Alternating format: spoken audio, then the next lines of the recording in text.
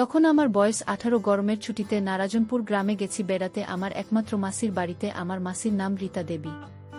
মাসির বয়স তখন 39। মেশো মিলিটারিতে চাকরি করে। বর্তমানে উনি কাশ্মীরে আছেন। মাসির কোনো বাচ্চা কাচ্চা হয়নি, তবে প্রতিবার মেসো এলে চেষ্টার কমতি রাখেন না। এবারও তার ব্যতিক্রম হয়নি। গতকালই মেসো ছুটি শেষ করে চাকরিতে গিয়েছে, আর আমি এলাম। আজ দুপুরে মাসিদের বাড়িটা নদীর পাশেই, একতলা একটা বাড়ির সামনে একটু উঠোনের মতো, চারপাশে পাঁচিল দেওয়া, পিছনে কলঘর, 3 দিকে টিনের ঘেরাও, আর সামনে একটা পর্দা টাঙানো। আমি মাসির বাড়িতে ঢুকে মাসি মাসি বলে চেঁচাতে লাগলাম। কোনো সাড়া পেলাম না। তবে ঘরের দরজা খোলা দেখে আমি ঘরে ঢুকে জামা বদলে নিলাম। হঠাৎ পেছন থেকে মাসের ডাক শুনতে পেলাম, বাবু তুই। আমি ঘুরে তাকাতেই অস্বস্তিতে পড়ে গেলাম। মাসি একটা কালো পেটিকোট আর বুকে একটা লাল ভিজে গামছা জড়িয়ে দাঁড়িয়ে আছে। বুঝতে পারলাম মাসি স্নান করছিলেন। আমার ডাকে চলে এসেছেন মাসি। এবার সামনে এসে বেশ অভিমান করেই বলল, এতদিন পর বুঝি এই পরমুখী মাসিটাকে মনে পড়ল তোর? আমি আমার মা বাবার একমাত্র সন্তান। মাসি আমাকে নিজের সন্তানের চেয়েও বেশি ভালোবাসে। অথচ এই মাসি কি দেখে কেন জানি আমার অদ্ভুত অনুভূতি হচ্ছিল। আমি বললাম, এতদিন পর এসেছি তো কি হয়েছে, এবার অনেক দিন থেকে পুষিয়ে দেব, দেখো পরে আবার আমার জ্বালাতন সহ্য না করতে পেরে তাড়িয়ে না দাও। তুই যত পারিস আমাকে জ্বালাস, তাতে আমার আপত্তি নেই, যা তুই হাত মুখ ধুয়ে আয়, আমি তোর খাবার দিচ্ছি। এই বলে মাসি তার ঘরে গেল কাপড় পরতে। আমি কলতলায় গিয়ে হাত মুখ ধুয়ে বেরিয়ে আসতেই দেখতে পেলাম দড়িতে ঝুলছে কালো একটা ছোট পোশাক। সেটা যে মাসির তাতে সন্দেহ নেই। মাসিকে একটু আগে যেমন লেগেছিল, এখন এই শুকোতে দেমা ছোট পোশাক দেখেও তেমন লাগছে। আমি কাছে গিয়ে সেটা হাতে তুলতেই চোখে আটকে গেল। এমন সময় মাসির ডাক শুনে সঙ্গীত ফিরে পেলাম। ছোট পোশাকটা দড়িতে ঝুলিয়ে আমি রান্নাঘরে গেলাম। খাওয়া দাওয়াটা ওখানেই হয়। খেতে খেতে মাসি আমাকে বাড়ির কথা জিজ্ঞেস করল, আরও অনেক বিষয় প্রশ্ন করল। আমি শুধু হ্যাঁ হু করে উত্তর দিচ্ছিলাম। আমার চোখ বারবার মাসের সৌন্দর্যে আটকে যাচ্ছে। মাসি বেশ ফর্সা, একটু স্বাস্থ্যবান হয়েছে, তবে লম্বা হওয়ায় বেশ লাগে। তবে কলতলায় ছোট পোশাক দেখার পর থেকেই চোখটা বারবার মাসির দিকে আটকে যাচ্ছে। নীল শাড়িটাতে বেশ মানিয়েছে। আমি কোনো মতে খেয়ে ঘরে গেলাম। ঘরে শুয়ে পড়তে ঘুমিয়ে পড়লাম। সন্ধে হওয়ার কিছু আগে ঘুম ভাঙল। মাসি আমাকে চা দিল আর একটা চাবি দিয়ে বলল, যা চাটা খেয়ে নদীর ধার থেকে ঘুরে আয়, লাগবে। আর এই চাবিটা রাখ, আমি একটু মন্দিরে যাব। আমি চলে এলে তো এলামি, আর না এলে তুই এই চাবিটা দিয়ে তালা খুলিস। এই বলে মাসি বেরিয়ে গেল। আমি নদীর ধরে হাঁটতে লাগলাম। কিছুক্ষণ হেঁটে বাড়ি ফিরছি। একটু হেঁটে রাস্তার পাশে একটা গাছের আড়ালে বসলাম। কিছুক্ষণ পর যে গাছের আড়াল হতে বেরোবো, অমনি রাস্তায় 2টা নারী বিপরীত দিক থেকে এসে মিলিত হয়ে থামল। আমি ভাবলাম ওরা চলে গেলে তবেই বেরুবো, নইলে এই সন্ধেবেলায় আড়াল থেকে বেরুতে দেখলে অন্য কিছু ভাবতে পারে। নারী দুটোর একজন মাসির বয়সী আর একজনের বয়স 45 হবে। তাদের কথা শুনে জানলাম বয়সে যে একটু বড়, তার নাম গোপী, আর ছোট্টা সীতা। আমি অজ্ঞতা। তাদের কথা শুনতে লাগলাম। গোপী বলল, হ্যাঁ রে সীতা, এই সন্ধেবেলা কোথায় যাচ্ছিস? সীতা বলল, আরে গোপী বৌদি, যে এই তো রীতাদির বাড়িতে, ও ব্লাউজ পেটিকোট বানাতে দিয়েছিল, ওটা দিতে যাচ্ছি। গোপী বলল, দেখি ব্লাউজগুলো। ব্লাউজের কি অবস্থা? এই হালকা ব্লাউজ কেন যে পরে বুঝি না। সীতা বলল, কি যে বল না, গরম বলে হালকা কাপড়ের ব্লাউজ বানিয়েছে। গোপী বলল, গরম না ছাই, আমাদের গরম নেই বুঝি? আরে রীতা ওর সৌন্দর্য সবাইকে দেখাতে চায় বলেই এরকম পরে। এই বলে গোপী নামের মহিলাটি চলে গেল। সীতা ওখানে দাঁড়িয়ে বলল, রীতাদিকেও বলতে হবে। ব্যাপারটা বলে সীতা চলে গেল। আমি আড়াল থেকে বেরিয়ে সীতার পিছু পিছু বাড়ি যাচ্ছি। আর এতক্ষণ যা শুনলাম তা ভাবছি। সীতা ঘরে ঢোকার কিছুটা পরেই আমি ঢুকলাম। আমি কোনো শব্দ না করে ঘরে ঢুকে ভাবছিলাম। একটু আগে যা শুনেছি, আমার ইচ্ছে হলো ওদের কথা আড়াল থেকে শোনার। আমি বারান্দায় এসে মাসির ঘরের সামনে এসে দাঁড়ালাম। এমন সময় বিদ্যুৎ চলে গেল। ভেতর থেকে আওয়াজ আসল, সীতা বাইরে চল, এই গরমে থাকা সম্ভব না। শুনে আমি দ্রুত আমার ঘরে চলে এলাম। রীতা মাসি বলল, শোনো, আমি না বলা পর্যন্ত তুই অশোকদাকে এ বাড়িতে আসতে নিষেধ করবি। আজই ওকে এটা জানাবি। বাবু বাড়িতে, বুঝতেই পারছিস, জানাজানি হলে ঝামেলার পড়ে যাব। সীতা বলল, তা না হয় বলবো, কিন্তু এভাবে আর কতদিন গো? পাড়ার মহিলারা যেভাবে আমাদের, বিশেষ করে তোমার পিছে লেগেছে, তাতে কদিন যে শাক দিয়ে মাছ থাকতে পারবো? ভগবানই জানেন। আজ গোপী খোঁচা মেরে কিছু কথা শুনিয়ে দিল। ওদের আলাপ থেকে বুঝতে পারলাম অশোক দাস সাথে এই দুজনের গভীর সম্পর্ক আছে। দুজনের স্বামী বাইরে থাকে বলে অশোকদার সাথে একটু সময় কাটায়। আরও জানতে পারলাম দুইজন আমাকে পুটিয়ে কিছু একটা করতে চায়। এসব বলে দুজন ওখান থেকে উঠল। সীতা দরজা দিয়ে বেরিয়ে যেতেই মাসি তার ঘরে ঢুকল। আমি নিঃশব্দে ঘর থেকে বেরিয়ে বাড়ির বাইরে বেরোলাম। কিছুক্ষণ পর বাড়িতে ঢুকে মাসি মাসি বলে ডাকতেই মাসি দরজা খুলে বেরিয়ে এল। পরনে একটা নীল ম্যাক্সি। মাসি আমাকে বলল, কোথায় ছিলি রে বাবা? আমার বুঝি চিন্তা হয় না? হাত মুখ ধুয়ে আয়।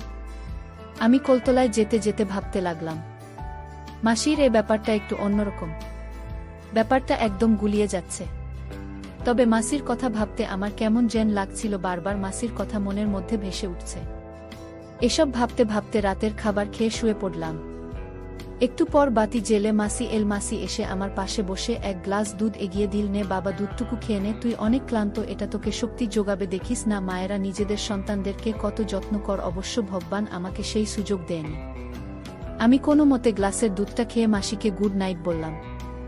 মাসির আচরণের এই পরিবর্তন বুঝতে পারলেও সাহসের অভাবে আমি কিছুই করতে পারিনি। অনেক কষ্টে ঘুমালাম। আর ঘুমের ভেতর মাসিকে স্বপ্নে দেখলাম। বন্ধুরা, ইউটিউবের কড়া নিয়মের কারণে স্বপ্নে যা দেখেছি তা সরাসরি বলা যাচ্ছে না। তোমরা কমেন্টে দেওয়া লিঙ্ক থেকে আমার ওয়েবসাইট ভিজিট করো, সেখানে একদম খোলামেলা গল্প দেওয়া আছে। পরদিন ঘুম থেকে উঠতে উঠতে প্রায় 11টা গেল। আমি ভাবলাম এখনই স্নান সেরে ফেলা দরকার। আমি স্নান ঘরে যেতেই মাসির শুকোতে দেওয়া ছোট পোশাক নজরে এল। তার মানে মাসি একটু আগে স্নান সেরে ফেলেছে। মাসি যাতে বুঝতে পারে সেজন্য আমি ছোট পোশাকটা নিয়ে পর্যবেক্ষণ করতে লাগলাম। সুগন্ধ নাথে যেতেই অনেক ভালো লাগছিল। স্নান সেরে ঘরে পৌঁছাতেই মাসির ডাক পেয়ে খেতে গেলাম। মাসির মাথায় একটা লাল টিপ আর সিঁদুর, নাকে একটা রিং পরা। তাতে মাসিকে অনেক সুন্দর লাগছিল। আমি ঠিক করলাম আজ সারাদিন মাসের পাশাপাশি থাকব। মাসে আমাকে খেতে দিয়ে পাশে বসে কথা বলতে লাগলো।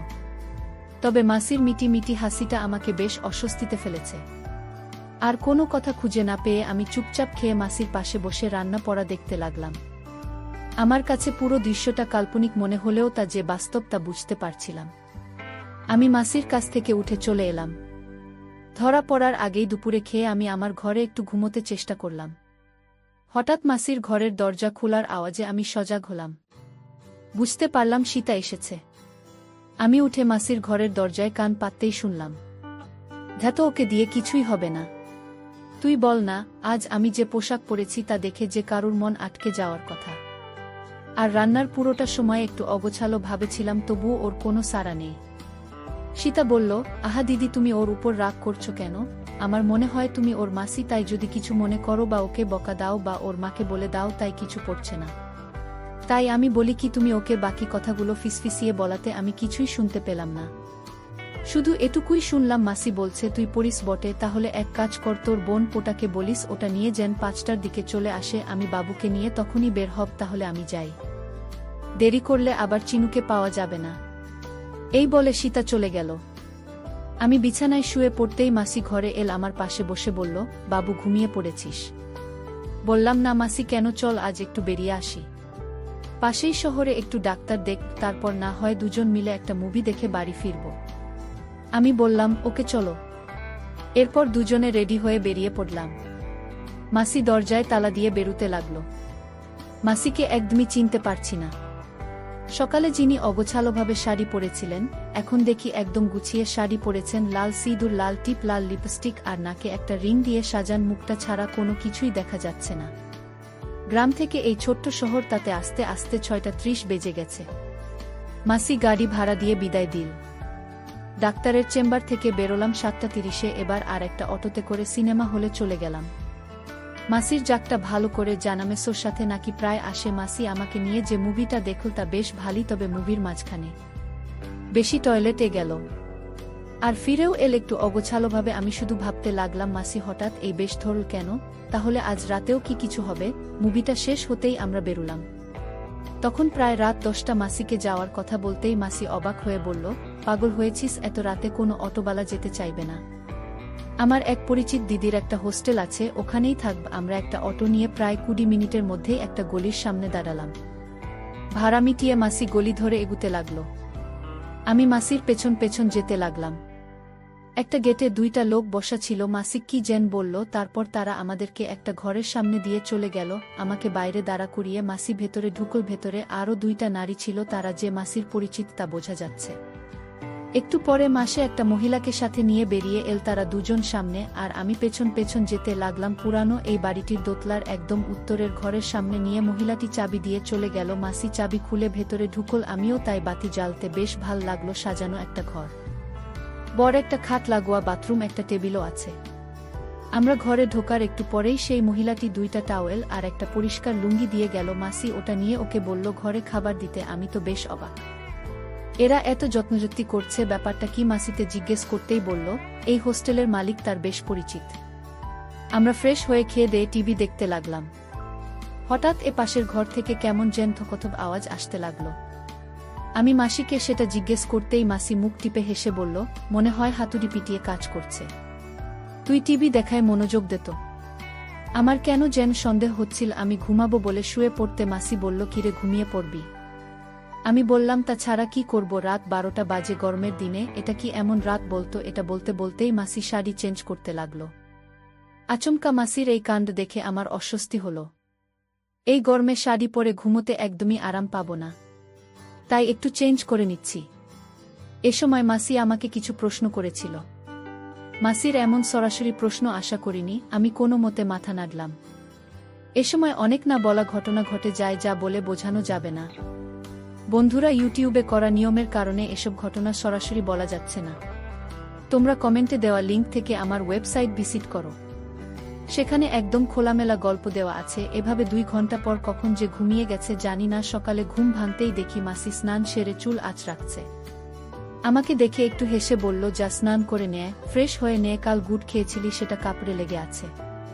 স্নান করে ফ্রেশ হয়ে আমরা বেরিয়ে পড়লাম। সকালে বাইরে খেয়ে হালকা কেনাকাটা করে দুপুরে খেয়ে নিলুম।